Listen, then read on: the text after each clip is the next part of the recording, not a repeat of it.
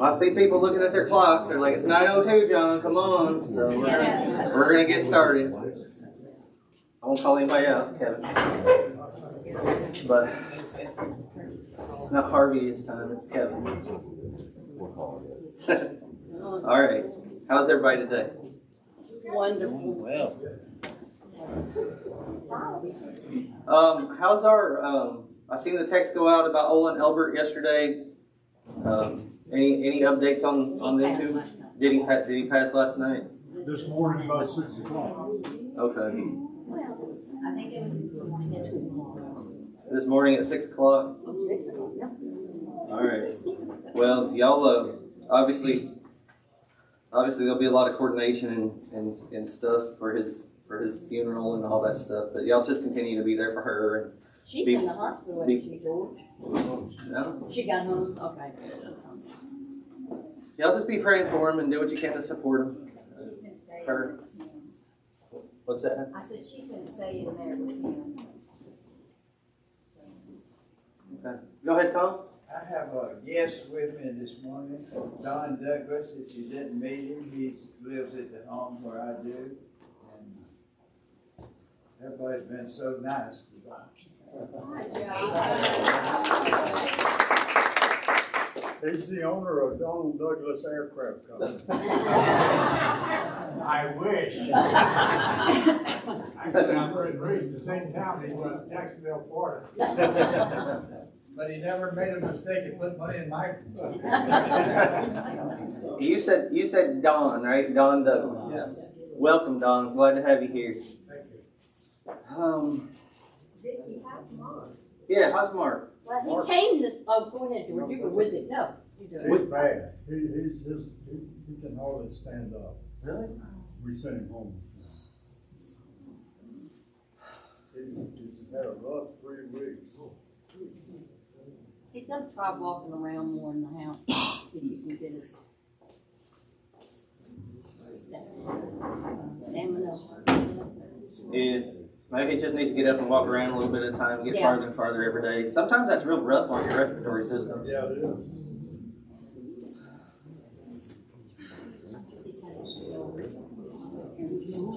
All right. Did you have something, Kevin? It looked like you were going to say something. No? I'm just happy about Francisco and the baptisms that have been going on. Oh, okay. A few of those, so that's exciting. Ma, how's Jean? How's Jean? How's Jimmy? Yeah. Well, he was doing better. They put him on Zantec. Now he sleeps all the time. He can't stay awake. I told him to cut him in half. So we're working on him. But I think his heart rate and the blood pressure, they've kind of got all that under control. We'll be seeing a GI doctor. And then he's seeing an ENT doctor. So that'll make us 8 doctors instead of 6. Maybe somebody can find what's wrong. Well, maybe one of these days we'll see him again. It's been, I think it's He been. really tried for today. Yeah. I think it's been around Thanksgiving time, right? Since he was here. Mm-hmm. Yeah. Does he want visitors at all? Does he want? Want visitors? Well, not right yet. He can't. He's still on the couch with a big mess. So. Okay. As soon as he gets a little better, I think he'll be all right. All right. What else? Anything else? You might want to remind everybody about the shower today for Chelsea and Austin. That is for ladies only, right? Right. That's right. So I was going to, but I didn't. I seen the text. But anyhow, there's a shower for Chelsea and Austin after. There's also an Amazon gift registry link out there that was posted to the church chat at one point in time. If you want to pick them up something and you haven't, you can just scroll back up the feed and go to that link.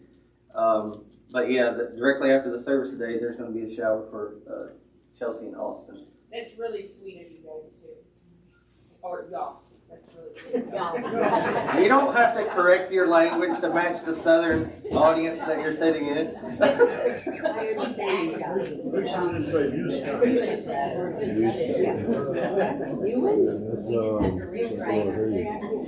She already fits right in. It's fine.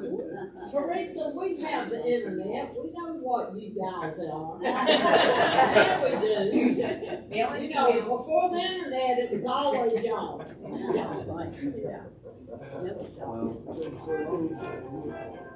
As Kevin pointed out, you know, it's nice to see like stories of baptisms and stuff like that. You know, Francisco looks like he's baptizing somebody in the picture right here. So that's always refreshing to see that people are still believing and still taking those steps towards salvation. We have our Panama crew leaving here at the end of the month, the 28th. So y'all be mindful of them and praying for them. A little tension right now between the U.S. and Panama. Y'all ain't been watching the news, so y'all just be mindful and praying of that situation.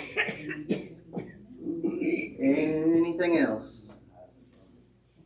Anything else? All right. Tom Beasley, would you mind leading us in a prayer? Tom? Tom? Would you lead us in a prayer, Tom? Let us pray together. Our Father and our God in heaven, we're thankful for such a beautiful day as we have.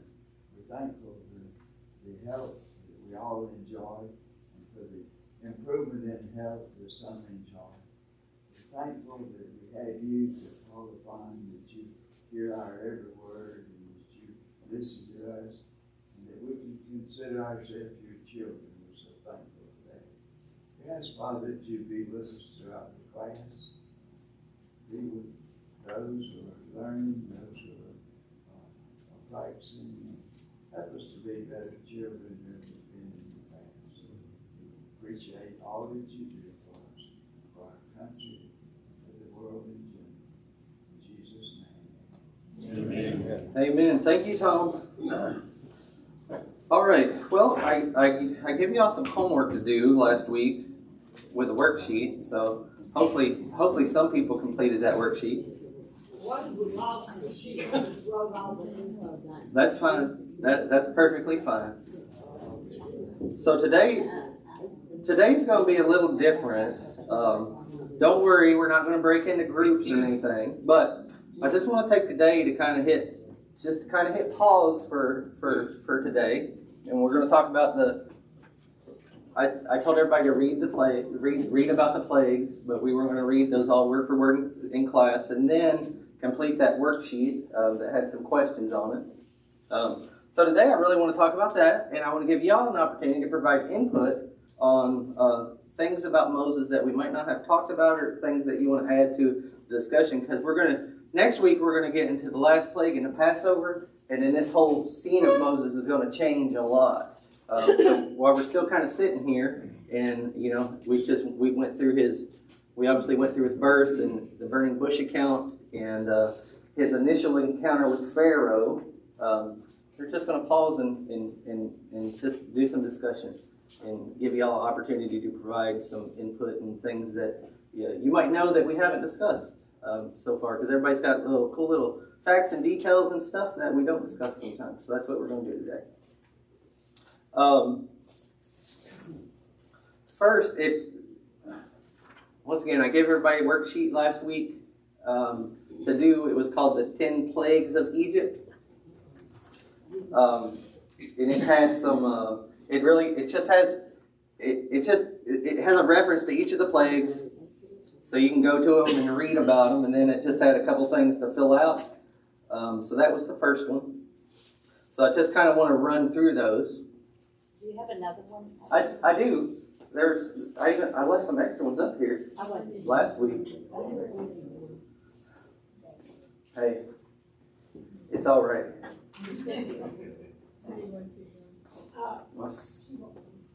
I'm coming. Don't worry. Don't forget your family back. Brother and mother. Here, Linda. Who else needs one? I'm coming. Hold on. There's a front and a back. Who else needed one? This is the Oh. gold star table. Oh, okay. Yeah, people did, see, this table gets the gold star for the day. They all got their stuff. Kylie, you're sitting at the wrong table. You should have been at the gold star table. We got ours done. Oh, silver stars over there. Here, you get two. Oh, thank you. I know you didn't do yours. Man, I tell you what. Some people just think they can do what they want. I'm gonna hand out some zeros today. Yeah, Matthew, 0, no homework. I came in late. All right, but anyhow, there was two sides to it, right? First one was called the 10 Plagues of Egypt. It's okay if you wrote it down and you didn't do it on a worksheet. But what I wanted everybody to do was just recognize what there's 10 plagues and what the 10 plagues are, and it also there's Pharaoh has a response each time when these plagues come upon Egypt. Pharaoh has a response each time. He has an opportunity. He actually has 9 different opportunities to just say okay, I can recognize that this God's the real God, and I can change my mind and let these people go. But he didn't take advantage of any of those opportunities. The big thing I wanted y'all to recognize on this 10 plagues of Egypt one though, was that third column there, Pharaoh's response, right? For the people that done their homework, right? The first one, water turned into blood, chapter 7, verses 20 and 22. What was Pharaoh's response? So that first plague was obviously the Nile River turning into blood, right? From the Bible. What was Pharaoh's response to that? Hardened heart, right? Hardened heart. And does it say in the text whether did he harden his own heart in that account? Does it say? God hardened his heart, right? And then that column right next to it, there's these magicians in Egypt, right? And they're mentioned over and over again in these accounts of these plagues. And every time Moses does something through the power of God, Pharaoh turns to these magicians and he says, "Hey boys, can you replicate this?" And what happened in the account there? They was able to somehow replicate water turning into blood. Now, if the Nile River's already flowing with blood, how do you replicate the Nile River flowing with blood because it's already filled with blood, right? I do want to point out, we just talked about this last week, that the Bible says secret art, so they're doing something deceptive, right? And then we also seen how, the serpent, the serpent David created was swallowed up by the one God created. So we know who's got the power in the situation. But also, it didn't just turn the Nile. If they had a bucket of water, that turned to blood too. They had a trough for their cows to drink out of, and it was filled, that turned to blood too. Yeah. It wasn't just the It Nile. makes you wonder where the magicians get the clean water to turn to blood, unless they make clean water. Yeah. Deceptive secret stuff, right? Like we were talking about yesterday, we see stuff like that, and even in modern world. Kyla brought up David Copperfield last week, and magicians can do some pretty amazing stuff, and then you're left wondering how in the world did they do that? It's sleight of hand stuff, right? One of my favorite things here, it says crowd pleaser. Crowd pleaser. Yeah. All right, what was the second plague? Let's go down the worksheet. The second plague, what was it? Frogs, right? Frogs. This would be crazy and interesting if you lived during the time, right? So that's in chapter 8, verses 5 through 7. So a plague of frogs. So you got little frogs hopping around everywhere. Pharaoh's response. What was his response to this plague? Yeah, he said, I'm going to let them go, right? He said, I'm going to let them go, but don't go very far. What I noticed, and They only the men. some of these plays that were presented to Pharaoh, he warned, and others God just didn't. Yeah. So he had an opportunity of the warning to respond to that warning.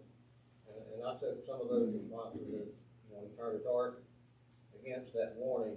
And then the other one, I guess you have to assume that there was a warning and he didn't need it, or, you see what I'm saying? Yeah. Some of them had warnings, and some of them God just said do this.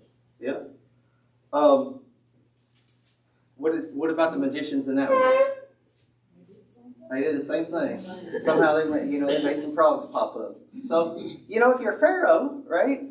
If you're Pharaoh and your folks are seemingly replicating it, right? Then maybe that's giving him a hard time a little bit in his head to say like, hey, these guys can do the same thing. Could be. Another column to point out, and I'm not going to talk about every single one of these, but all of these plagues that God did to Egypt. Egypt had all sorts of different gods, right, that they had come up with and they had identified to say like, hey, this is the god over this and this is the god over this. Hapi, H-A-P-I, that was the Egyptian god over the Nile, right? So when God is doing these plagues, when he's saying like, hey, Nile River turn into blood, right? He is showing Pharaoh that these gods that they've designated have no power at all. He's showing where the true power lies. Because if these Egyptian deities or gods or whatever you call them were real, then this stuff could never be possible to even happen, right? So God is like truly showing them like, I am the God, I'm the one God, I'm the true God. He's tearing down every one of their gods, like one by one with these plagues. Third one, what was the third one? Gnats. Gnats, yeah. This might be one of my least favorite ones right here. If he was there at the time, Was it gnats or was it lice? I got gnats and then lice in parentheses, right? Some kind of little annoying bug. Yeah, go down to the Pass Christian softball field; they'll tear you up. That's no sin. Yeah, no. Never see them, they just attack you. Yeah. Do they fly? Lights, do they fly? They were The gnats. in the direction too, but I am thinking they said that they were gnats all over. Yeah, I'm not sure. There's so many different kinds of little bugs and stuff. Good luck identifying. Yeah. It says, in my I know they jump or they hop. It says in 17, they did so, and Aaron stretched out his hand with his staff and struck the dust of the earth. And there were gnats on man and beast. All the dust of the earth became gnats through all the land of Egypt. Yeah. So there you go. It was like the dust on everything just turned into gnats. Yeah. Or lice or whichever. And that, this obviously all this stuff would have been a sight to see too. It's a classic showdown between God and like an evil ruler. But because this one the magicians couldn't do. Yeah, that was my next question. Thank you. Yeah. You're good. You're good. So the magicians could not repeat this one. And what was their response? It's the finger of God. Yeah. And the magician said, this is the finger of God. Like they even recognized, like, hey, there's something going on here that we can't replicate, right? So this one you would think would be a big clue for everybody to just be like, all right, we need to wake up because there's stuff going on and Egypt has no power to replicate this or duplicate this. But they didn't. The fourth one, what was it? Flies, yeah. Flies. And then Pharaoh, how did he respond to that?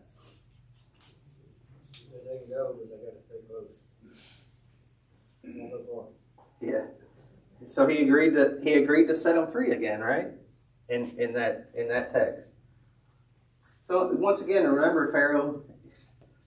Sometimes people start feeling bad for Pharaoh. But Did you notice that on the fourth one, that's the first time God says, but my people won't be affected. yeah, They are special. So do you think those first three affected them? Because all of a sudden on the fourth one, it says in the Bible, the Israelites will not be, they're special. I'm showing you that I can control exactly where this is happening. yeah. I mean, there's a good chance. There's a good chance Israel was affected, right? I mean, you got a river running of blood. That's going to affect everybody, unless there's, you know, they. If I'm Moses, I'm telling them like, hey, boys, you might want to store up some water, you know, in something. Land of Goshen may not have been affected. Yeah. No, it wasn't. Yeah. So. Well, and then in 724, they talked about the Egyptians digging around about the river for water. Yeah. If you look at the geography, the river breaks up when it gets to Goshen, and it's in a number of little rivers. It spreads out. Yeah. So the Nile is not as identifiable in Goshen as it is in the southern part. Yeah, that is right. It does. It kind of like spider webs out. There's a lot of little outflows of it when it gets down there. But yeah, I don't. But you are right. That is the first. That is the first time where it says like, you know, God's like Israel will not be affected. So who knows? Like I don't know. But we know they weren't affected by that one. Good input, y'all. That's exactly what I want to do today. Get these little nuggets of kind of things coming out of y'all. All right. Pharaoh, in that one, you remember in the 1, 2, 3, 4, the fourth one, he said he had agreed to set them free, right? Mm-hmm. And then he changed his mind. There's no magician response mentioned in that one. No. You know, maybe they were deflated after that last defeat where they couldn't replicate They've started believing in God. And they trying to stay away from duplicating what he does. Yeah, I mean they don't really the magicians don't really do a whole lot more after that last one. But all right, the next one. What was the next one?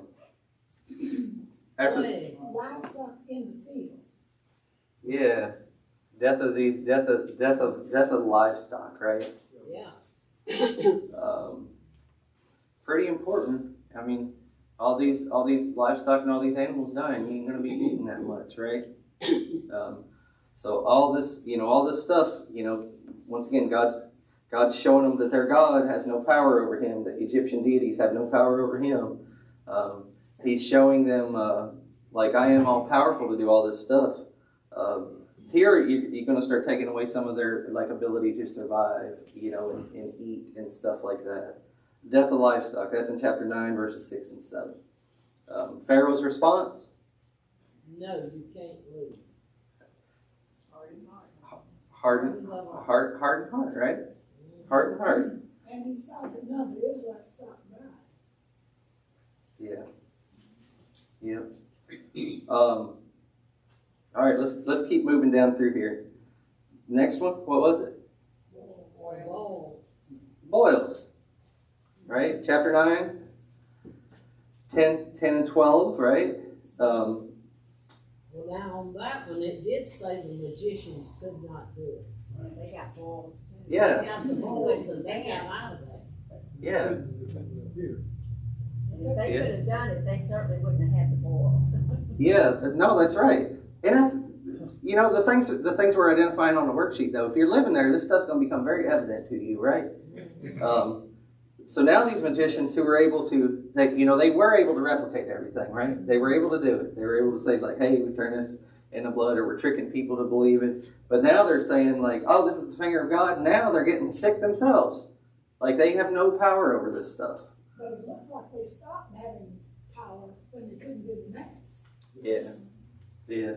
That's what it looks like to me, too. But, you know, Pharaoh's heart was hardened again. The magicians, they ain't saying much, but they're getting boils on them too. So, the next plague, hail, right? And how did Pharaoh respond to that?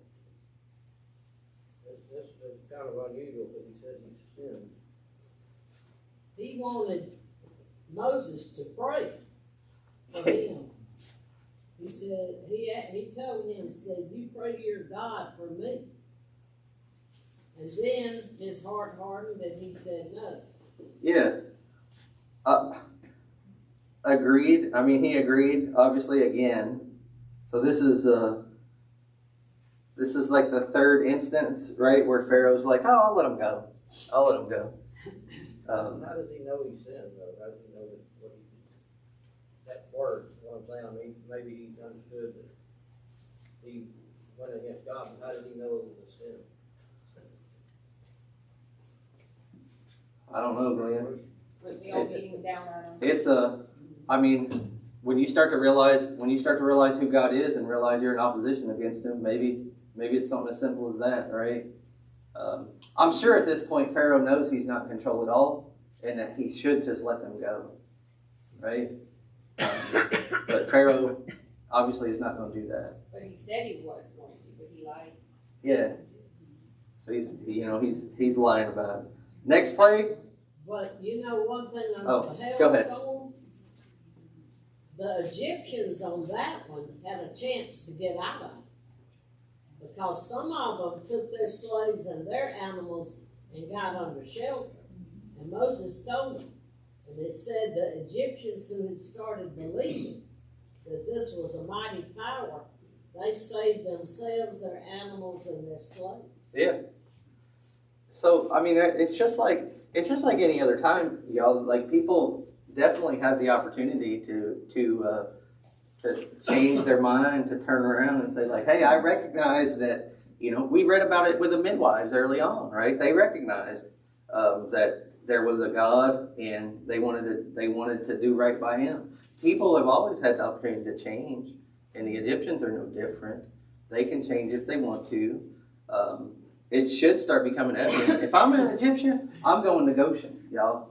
Like, I'm going down to where the Israelites are at, and I'm gonna sit up there and be like, I'm sorry, y'all, help. That's exactly what I would do. But it says the officials also hardened their hearts. The officials, not just the common Egyptians, but the officials. Yeah. That's the first time the officials are mentioned. They went from magicians to officials. Yeah. They're definitely worried about they're definitely worried about, like, all the stuff these people are used to build their cities, to build their storehouses, to basically keep the Egyptians alive while they get a life of luxury, right? So there's definitely a reluctance to just say, like, all right, y'all, just get out of here, because now they're all going to have to change the way they live. Teresa, you have something? It's just the same messages every time. Let my people go that they may serve me. It's the same message over and over to Pharaoh. And he said that you may know that there is none like me in all the earth. He wants to show his power. But indeed for this purpose I have raised you up, that I may show my power in you, and that my name may be declared in all the earth. He has a purpose for all of our lives. Like Esther.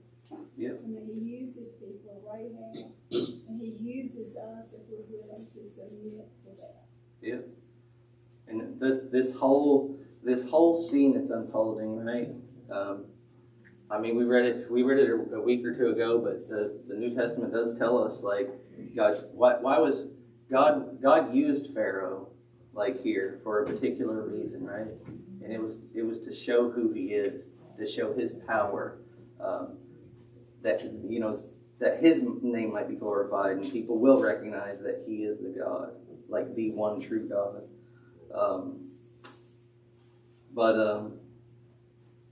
Once again, people always have the opportunity to change and serve him.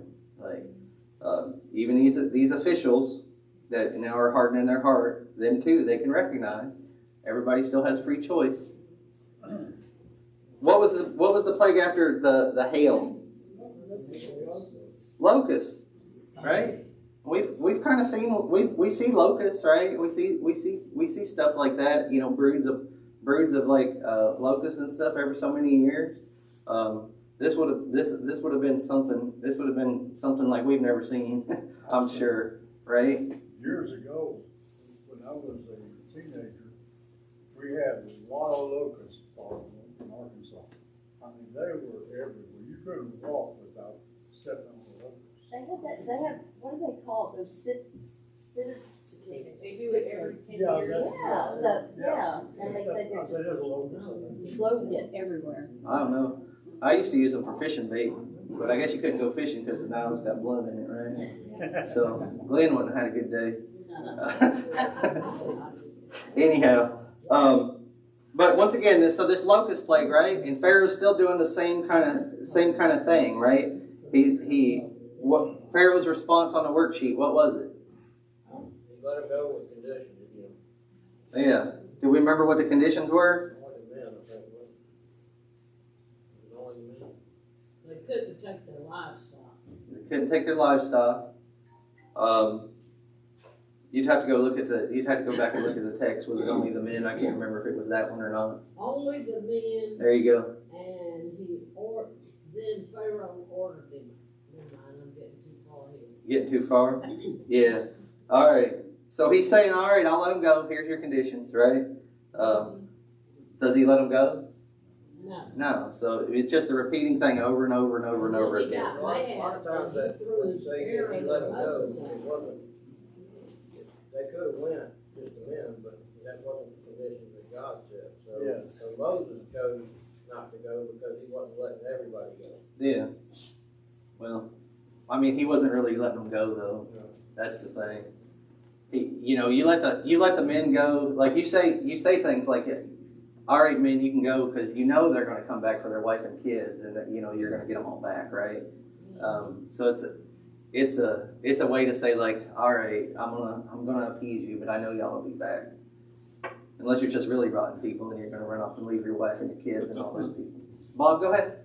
You ask yourself, why did all this happen? But God did it for a reason. He hardened Pharaoh's heart for a reason. Yep. And I like the way that the Message Bible says, and I like to compare different Bibles and different things. But in chapter 10, verse 1 and 2, it says, God said to Moses, "Go to Pharaoh. I made him stubborn and his servants, so that I could force him to look at these signs, and so be able to know and tell your grandchildren and children how I toyed with the Egyptians like a cat with a mouse, and tell them the stories of the signs that I brought down on them, so that you will all know that I am God." Yeah. So he did it all for a reason, to prove to them that he is God and in charge. Yeah. And it's this whole scenario it proves it more than you don't think other little like all the little areas set up around Egypt and all the other little civilizations and stuff that are set around. You don't think they hear the stories about what happened to Egypt after this? Like this whole chain of events is going to prove to a whole lot of people that he's God. But yeah, I like how that's worded too. And the fact that it's written in the Word, it shows us too exactly what he was trying to show them. Yeah. And here we are talking about it thousands and thousands and thousands of years later. Yeah, for sure. Kevin, go ahead. Well, that's my big takeaway. Genesis, we just went through, shows us how everything was created. And Exodus just really hits my heart because that's him taking his people out of bondage. And he took me out of bondage when I was saved. And we all have this story to share of being taken out of bondage. And it just really means a lot when you think of it like that. Yeah. It still goes on to this day. There you go. That's a good application, Kevin. Jeff, go ahead. I think we need to remember Pharaoh was not this upstanding There you go. individual before God hardened his heart. God already knew what Pharaoh's disposition was, and he just used it to his advantage. So I think it's important for us to remember that again, Pharaoh wasn't this fine, upstanding individual before the plagues happened. He didn't have to be forced. Yeah, that's a good point. It keeps coming out like you read all this stuff and you're like, oh, God hardened Pharaoh's heart. This is an evil guy.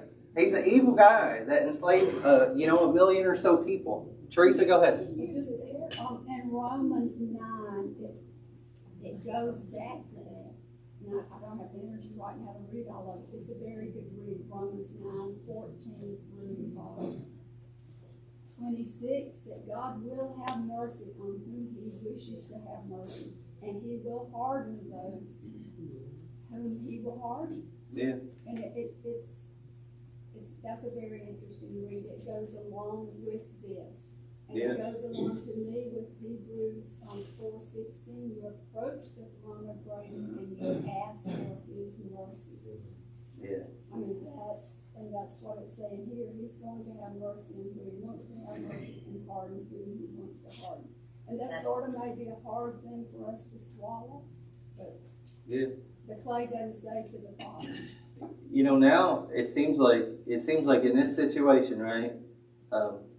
Remember early on, God told Moses early on, right, that Pharaoh was not going to listen to you. He told Moses, he said, he's not going to listen to you. He said, he gave Moses clues into the death of the firstborn early on, before he ever even went to Egypt, right? Pharaoh kind of seems like, it seems like God is like got him on lockdown here. Like, it doesn't matter. It seems like when you read the story, it seems like it doesn't matter. Like, God is going to do this stuff now, whether he wants it to happen or not. And I think it goes back to a couple things Jeff said. Like, remember, this guy is not a good upstanding citizen, right? And we know by multiple stories in the Bible and even New Testament stuff that once you can get to a point to where God's like, I'm gonna let you go. You want to do all this stuff. You want to live this kind of way. I'm gonna let you do it. Like, he knows your character. He knows the character of each one. It's not that he says you can't change, but he allows them to make their own choices. That's right. And he can use that to his own purpose. yeah. Pharaoh's had his whole life to get this. He's had his whole life to get this stuff right, right? And we know that people are without excuse.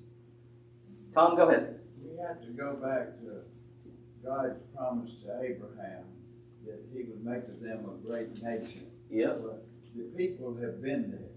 And the nation requires land, people, and so forth. So this is just a play out at God's plan. There's already 600,000 fighting men of the Israelis at this time. So this is God's plan that they should go back and have the land he promised them. So it's just a play out. Yeah, that's the big picture of what's going on here, of what Tom was talking about, right? Why is all this happening? Because all them years ago, God made some promises, right, to Abraham. He said, I'm going to make you a great nation. I'm going to bless you and make your name great. In you, all the nations of the earth are going to be blessed. He said all these things to Abraham. Then he told Abraham, your people are going to go into slavery, and I'm going to bring them out. So this is God coming back around on a couple 100-year circle and doing everything that he said he was going to do. Right? So that's the bigger picture about what's going on here with this. There's two more plagues on the list. What was the ninth one on the list? Darkness. Darkness, right? So that would have been another big one, right? Like if you got up tomorrow and the sun didn't come up, right? Something is wrong. Like something's wrong. That should make you start reconsidering things, right? Especially if you're Pharaoh, right? This darkness was so heavy that you couldn't even move it. They said it was heavy to where you couldn't move because you didn't know where anything. It was like there wasn't even, a glimmer anywhere. Yeah. Well, they don't have you got to think too, they don't have the city lights and the street lights and all the light pollution that we have. So when it's dark, it's dark. Like it's just solid dark. So you wouldn't have been able to do anything. Pharaoh, once again, he said he agreed to let him go, right? this is the time he said, you know, not your livestock.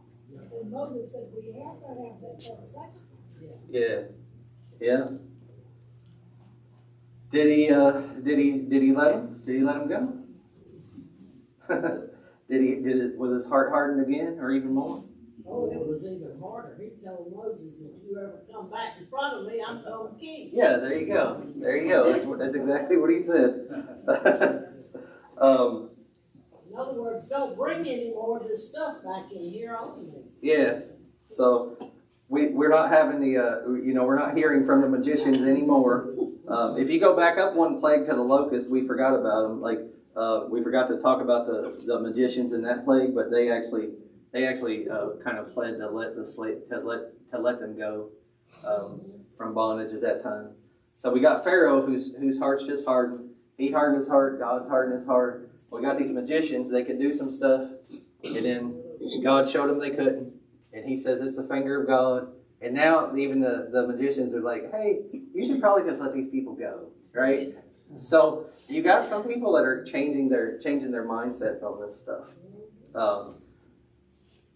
And then obviously we know the last plague. What is the last plague? Rams at the door with lamb's blood. Okay. We're gonna study this and go in depth on this death of the firstborn in the Passover account. We're gonna have to take some time and sit there for a week or two and talk about some things. But yeah, the last one is this death of the firstborn, right? And finally the Egyptians get to leave after this event occurs. But God, 10 different events here where he showed the world, like, I am God. Like, all these other deities, all these other things that the Egyptians come up with, they have no power. Like, I am God. Like, I want people to serve me, to listen to me, to follow me. Just reminders for us, like, it's the same God. He ain't no different today. He still wants us to serve him and listen to him and follow him. Belinda? Yes.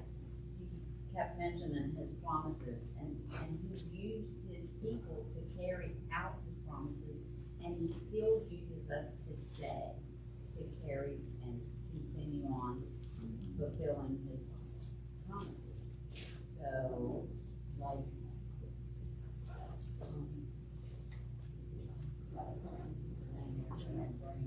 like she said, Teresa,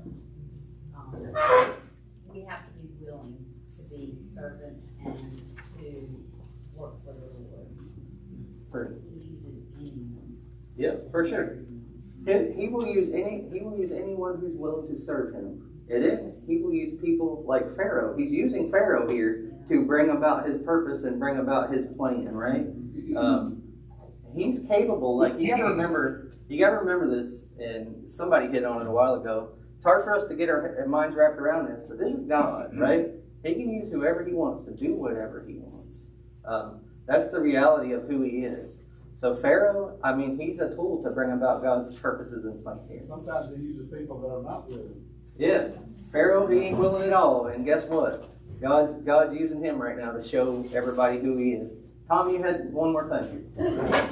As you study, you might try to figure out what the 400 years is.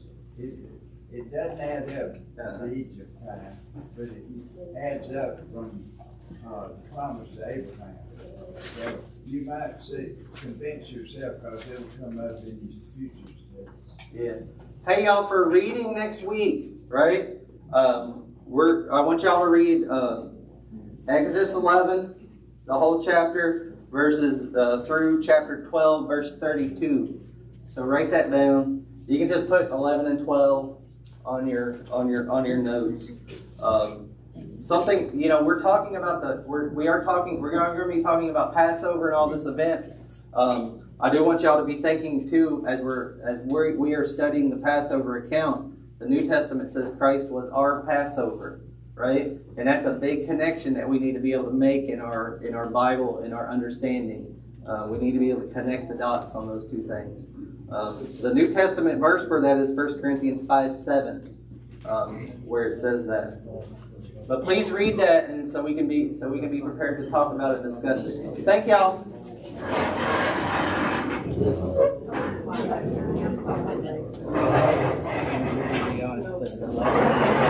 My favorite play. Even though that was the scariest one.